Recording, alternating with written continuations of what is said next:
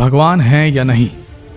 जुर्म बढ़ रहा है, हत्याएं बढ़ रही हैं, बलात्कार हो रहे हैं, फिर भी निर्भया जैसे कई केसेस हैं जिनमें अब तक न्याय नहीं मिल पाया है। कोरोना वायरस जैसे खतरनाक भयानक बीमारियां फैल रही हैं, मासूम मर रहे हैं, लेकिन कोई इलाज नहीं।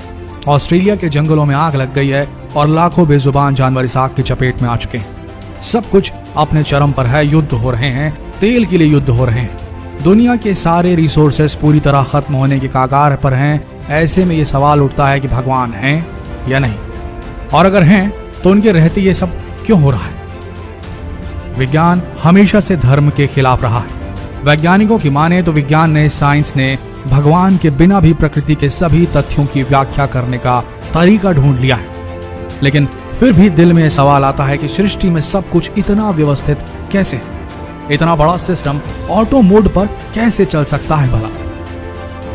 स्टीफन हॉकिंग ने अपनी किताब द ग्रैंड डिजाइन में लिखा है, स्वाभाविक रचना ही वो वजह है कि कुछ ना होने की जगह कुछ है।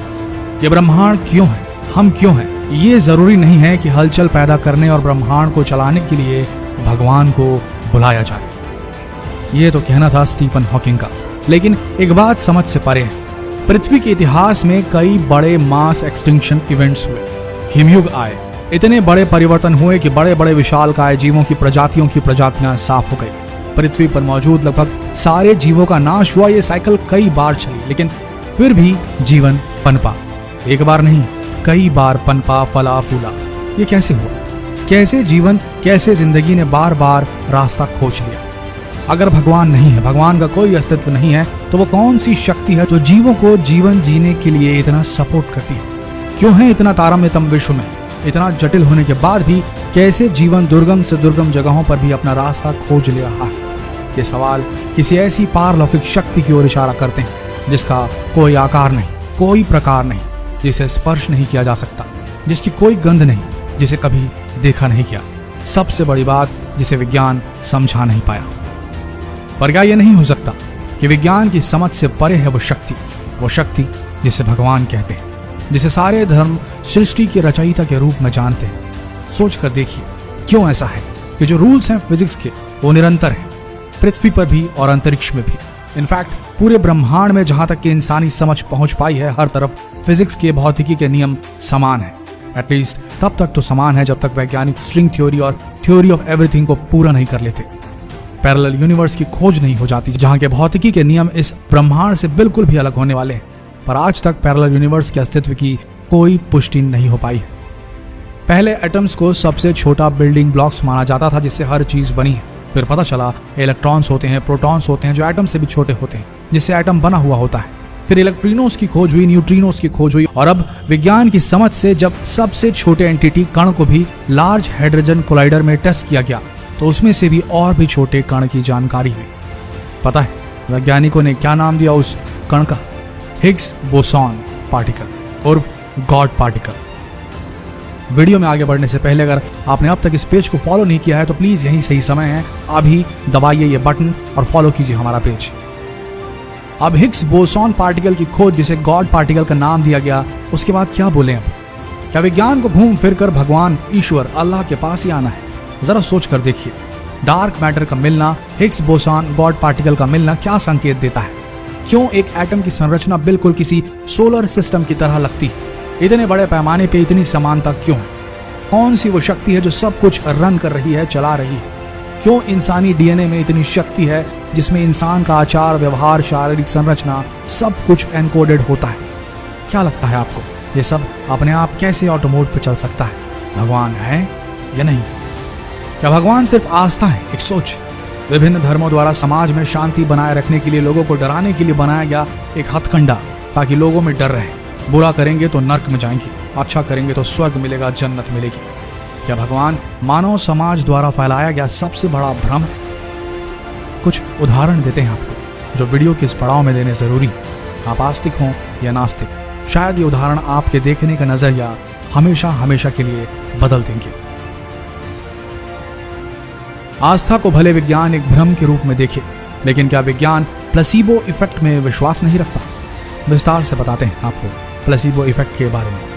कई वैज्ञानिक शोधों में देखा गया है, मरीजों के कंट्रोल्ड ग्रुप बनाए गए जो टर्मिनल इलनेस से ग्रसित थे, जो मरने वाले थे। इनमें से आधों को असली दवा दी गई और बाकी बचे 50% लोगों को बिल्कुल असली की तरह दिखाई देने वाली नकली दवा दी गई, जिसमें कोई असर नहीं था। लेकिन फिर भी ये पाया गया कि डॉक्टर के हाथों से दी गई असली हो या नकली, सभी दवाओं का कुछ न कुछ असर हुआ। जी हाँ, नकली दवाओं का भी असर हुआ, जबकि उसमें कोई मेडिसिन थी ही नहीं। इसे विज्ञान प्लेसिबो इफेक्ट के रूप में मानता है, जिसमें मरीज को यह पक्का यकीन हो जाता है कि उसे सही दवा दी गई है और उसका शरीर अपने आप डॉक्टर की आस्था में रिएक्ट करता है, बीमारी से खुद स्वतः लड़ने लगता है। भला ये कैसे संभव है? चलिए, कई नास्तिक ये बोलेंगे कि प्लेसिबो इफेक्ट तो एक साइकोलॉजिकल इफेक्ट है, पर आस्था का क्या? हम में से कईयों के साथ कईयों शब्द का इस्तेमाल करने की जगह हमें कहना चाहिए हम सब के साथ जिंदगी में कभी न कभी ऐसे मौके जरूर आए होंगे जब हम बुरी तरह फंसे हुए होंगे, बुरी तरह समस्या में रहे होंगे और ऊपर वाले की तरफ दिल से आवाज दी होगी, मदद चाहिए। भले ठीक उसी समय नहीं, ठीक वैसे ही नहीं जैसे हम चाहते थे, लेकिन मदद मिलती जरूर है कि नहीं? माध्यम कोई भी हो, माध्यम कोई आस्तिक हो या नास्तिक, माध्यम कोई बुरा इंसान हो या अच्छा, पर किसी न किसी तरह दुनिया के हर शख्स को किसी न किसी फॉर्म में मदद जरूर मिलती है। भला ये कैसे होता है? क्या कोई वैज्ञानिक एक्सप्लेनेशन है इसका, या विज्ञान इसे महज कोइंसिडेंस मानकर नकार देगा? एक मुसीबत में फंसे इंसान के लिए अचानक से कोई भले ही टेम्पररी तौर पर, भले ही किसी भी मतलब के लिए हो, मदद का हाथ बढ़ाता है, लेकिन बढ़ाता तो है। कौन है उसकी मदद के पीछे की वो शक्ति? क्या ये नहीं हो सकता कि भगवान का कुछ अंश हम सब के अंदर होता है, और वो परम शक्ति, वो रूहानी ताकत जो हर जगह है, जिसकी न शुरुआत है न अंत है, जो हिग्स बोसॉन में भी है, जो उसे गॉड पार्टिकल का नाम देती है, और उस इंसान की चेतना में भी जो एक्सीडेंट से घायल किसी शख्स को रास्ते में पड़ा देखकर बिना लालच के, बिना पर्पस के ही मदद के लिए आगे बढ़ा चला आता है? क्या भगवान का अंश माता पिता में नहीं होता, जो बिना किसी पर्पस के सारी दुख पीड़ाएं झेल कर भी बच्चों के हित के लिए अपना सब कुछ न्यौछावर कर देते हैं? क्या भगवान का अंश उस बच्चे में नहीं जिसे देखकर शराबी बाप भी शराब से दूरी बना लेता है? ईश्वर बोले, अल्लाह बोले, गॉड बोले, यह हर कण में है, हम में है, आप में है। बस ये है, हर वक्त अपनी पोजीशन चेंज करते रहते हैं, जिसे हम ना समझ पाए हैं और विज्ञान को समझने में भी और टाइम लगेगा। सीधी सी बात है, ब्रह्मांड के इस रंगमंच में man is actor and God is the director. क्या लगता है आपको?